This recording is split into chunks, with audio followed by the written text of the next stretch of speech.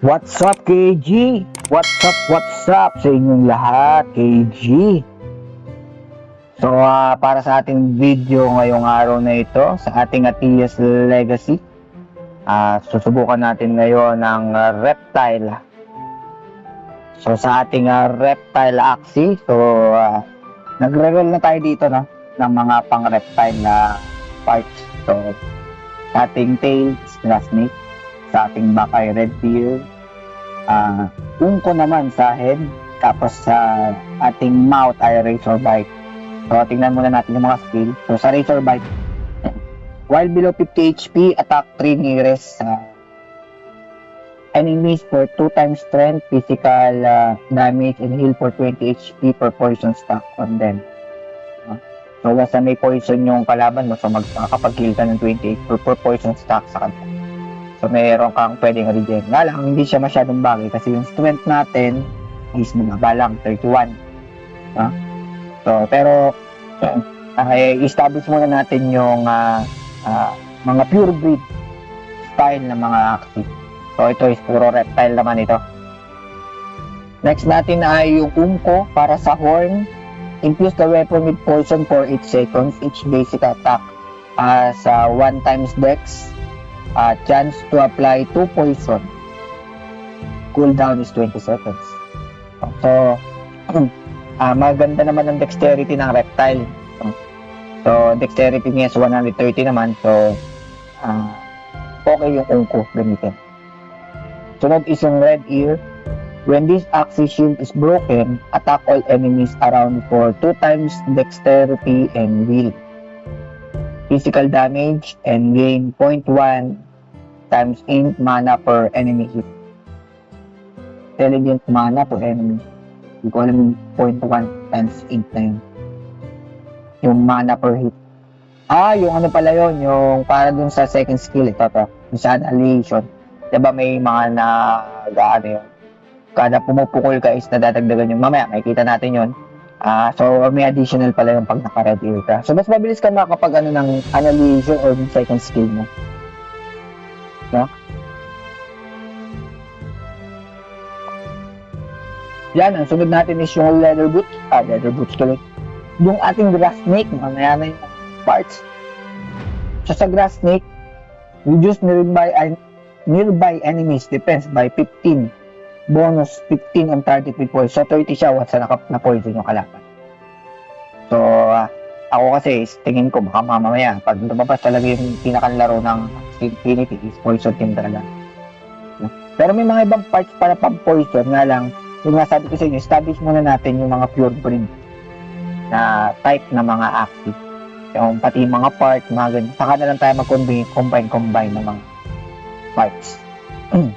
Tapos, ang gamit nating weapon na yung Tome. So, si Tome Padilla. Yung pangalan ng ating Axie. Si Rustom Padilla. Alam nyo na. Kaya naman, kaya nga kulit yung buhok niya, no? Hair niya. Kasi Rustom yun. So, si Rustom Padilla, ang gamit niya yung strength and dexterity, plus intelligence, critical chance, 9% bonus. So, sa Arcane Bolt, skill, call down a magical bolt that deals 2 times intelligence. So, paldo tayo sa intelligence, matas. Magical damage to the target area. Tapos, sa annihilation, the spellbook flies into the air and then shines down on the designated area. So, parang area of effect ito. This creates a magic zone. AoE that slows enemies by 20%. So, may slow pala to. And deals 3 times in continuous magical damage over 3 seconds. So, para pala tong Lord of Vermilion. Grabe. Lord of Vermilion pala to. After 3 seconds, after 3 seconds, a large explosion occurs. Tapos may pagsabog ka, dealing 3 times ink damage and stunning all enemies in the affected area. Dealing 3 times ink. So, damage. Another, ulit. Bukod dun sa unang damage for 3 seconds. Gulo naman ito. So, let's load enemies and the continuous magic damage for 3 seconds. Tapos pagdating ng 4 seconds siguro, kasi after 3 seconds, isa pa ulit explosion. Damage yung stunning. Tapos stun pa. So, ibig sabihin kung buhay pa yung pang-boss to. Kasi kung buhay pa siya, stun pa siya sa dulo. So, pwede pang-boss to, no? Annihilation. Annihilation. Annihilation. Patesting natin ang annihilation na to. Malaga. Pagpunta tayo sa combat. Let's go. Testing natin. Whoop. Wow, yabang ah. Hindi ko nakita yung damage. Ang bilis. 1173. Okay. Okay, 1 hit tayong kalaban. Nakakaipasid, mga kaibigan. Pagdating sa damage, medyo sabagay, maglalama. Tingnan natin dun sa mga nagpo-poison. Lalo na kung mataas yung magical yung nagbibitaw ng poison.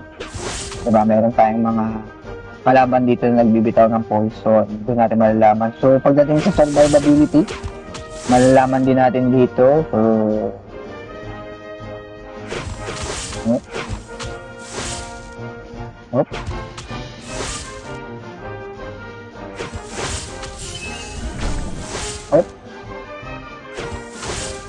Okay. Mamaya din tayo sa iba mag-load of million. So, load of million, you know, may na-damage na doon kasi mataas ang magical lang nila. So, sa survival, wala pa, hindi pa natin nararamdaman yung heal ah. Wala pa nararamdaman yung heal, pati yung poison. O baka dahil physical damage hindi ko masyadong madali kasi. Tingnan natin ang Lord of Million. Subukan natin ang Lord of Million. Ayun na, boom! Yun lang, parang may stun, wala sa effect. Hindi yung stun, may stun yun ngayon. Tumatakbo yung Tiririt. Tumatakbo si Tiririt. Tumatakbo si Tiririt. Paano nga naman? Uy! Ay, takbo Rustom! Ay! Takbo Rustom! Rustom! Ay! Rustom! Balik muna tayo. Tingnan natin ulit bakit ganun wala yung load up. Okay, no? Yung infuse the weapon with poison for 8 seconds. Wala, no? Basic attack naman yung ginagamit ko. Ito basic attack naman po. Normal attack. Tapos, yung infuse weapon with poison. Basic attack ba yun? Gusto na mangyari na basic attack.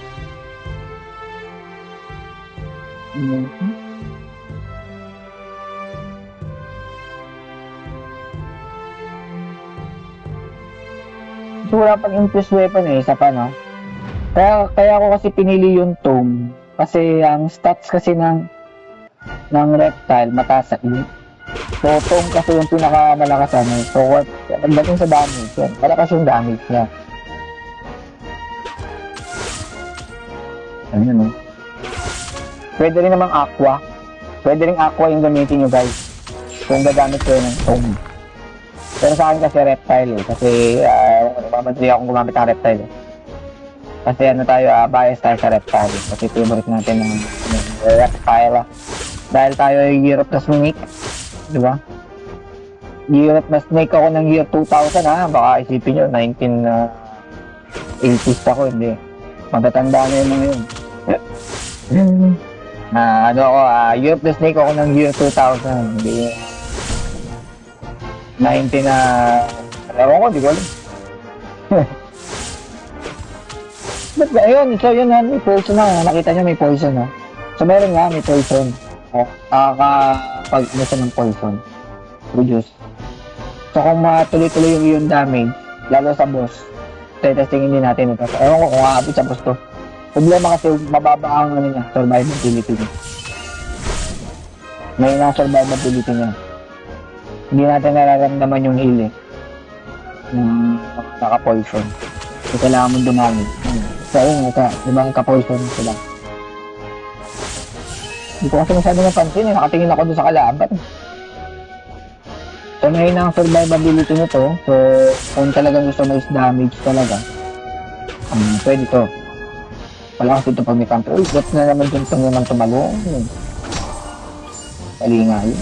Una, patay na. Wala ang ating Lord of Bongolin. Wala. Hindi rin ito ubra sa boss. Saan naman? Pwede maglakad.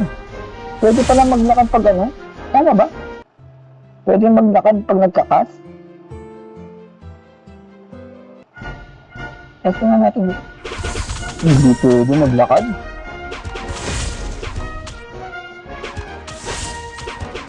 May slow lang.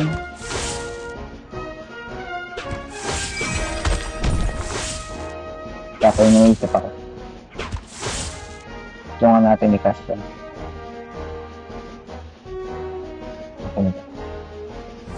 Ay, putik yan. Bakit dito? Bigla nagkaroon ng kalaban. Nabayan. Kahit sa snipe na medyo maikli yung yung range ng snipe. Bigla nagkaroon ng kalaban. Droklen. Para si Jumong pala ito. Droklen. Ay. Bleed. Ba't may bleed? Okay. Damage pa rin. Sakit pa rin ang kalaban. Bakit may bleed? Hindi siya masyadong effective, no? Wala na kasing weapon na pwede sa init, eh. Sige, sa bahay. Tingnan natin sa ating mga weapon. Kung ano pang pwede natin gamitin sa ating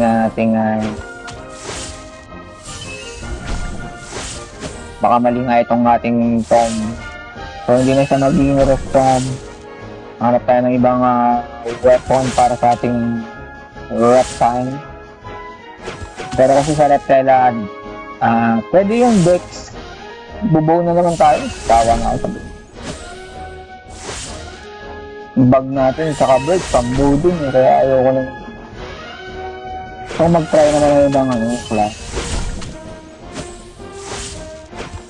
Tsaka gusto ko, ang sumikat ay si Jumong.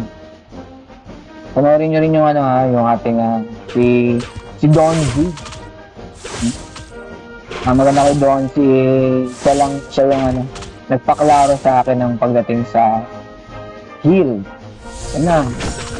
Yan, stun. Asan yung stun? Ayun, okay, yun yung stun. Hindi. Para tayo bang weapon na medyo bagay dito kasi mahina ang survival. Yung while below 50 HP, attack 3 nearest enemies for 2 times physical damage. Physical damage and heal for 20 HP. Ano pala siya? Physical damage, hindi pwedeng sa atin kasi magical damage.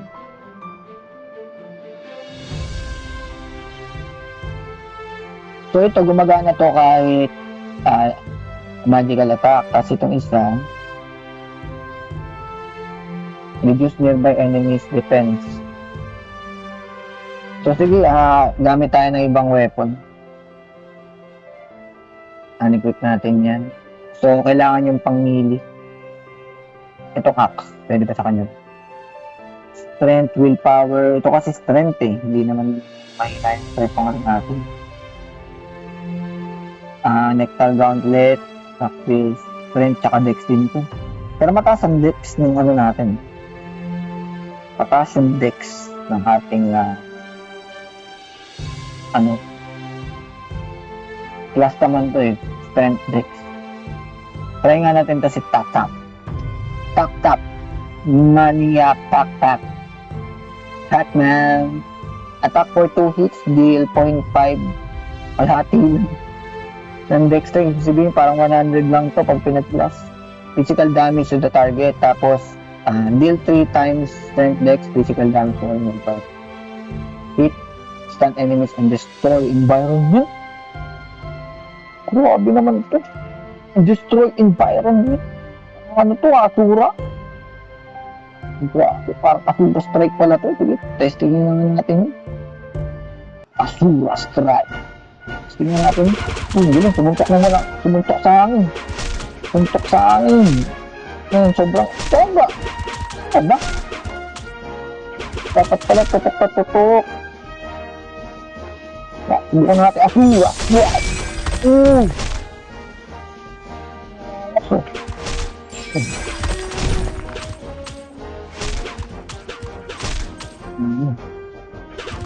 Hindi natin ito nagpo-poison. Isang tutukan lang naman. Hindi natin sa survivability yun. Saka sa poison, ang bagal na sa akin ng poison. Ano?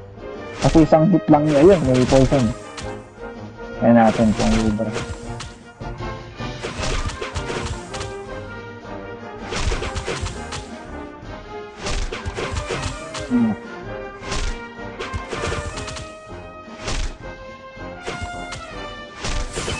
Ay, yun lang.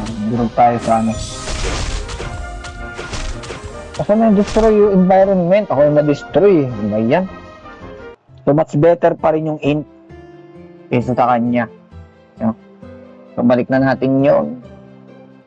So, hindi na rin natin susubukan sa ano to kasi kakarnin lang tayo doon. Pero, ano sa tingin nyo? Ano ba yung gamit yung Stone? So, ano, sa palagay nyo, reptile axi, okay ba siya? Meron pa kasi ibang parts sa pang poison nga lang ginawa lang natin na pang ano talaga siya, pure breed, puro pang reptile. So tingnan natin sa susunod, no, para makita rin natin ang progress ng ating mga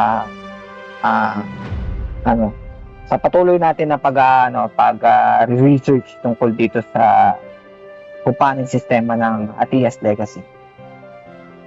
So, yun lang guys. Sana yung mga gustong makapaglaro is nakapag-ano na kayo doon kay sa Axie Infinity.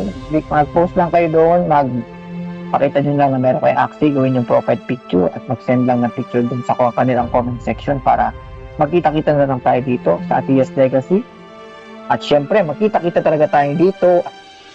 Hopefully, magkaroon na rin ng arena dito, no? Para na tayo makapag-PvP naman. Kita-kita na tayo sa arena. Maraming salamat. Game on!